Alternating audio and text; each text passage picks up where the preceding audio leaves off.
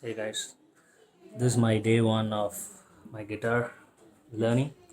This is not a tutorial or something, I'm just trying to learn myself. I've been watching few YouTube videos and this is my day one. I've learned about striking the guitar and also the hand movements, the fingering.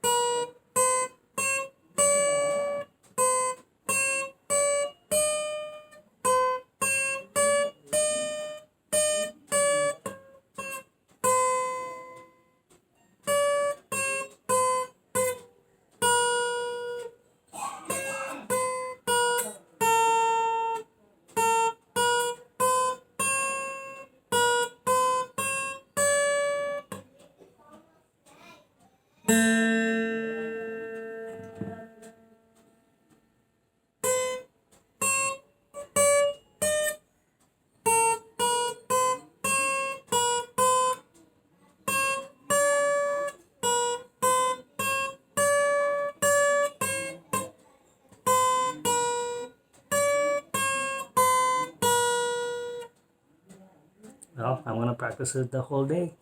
Thank you.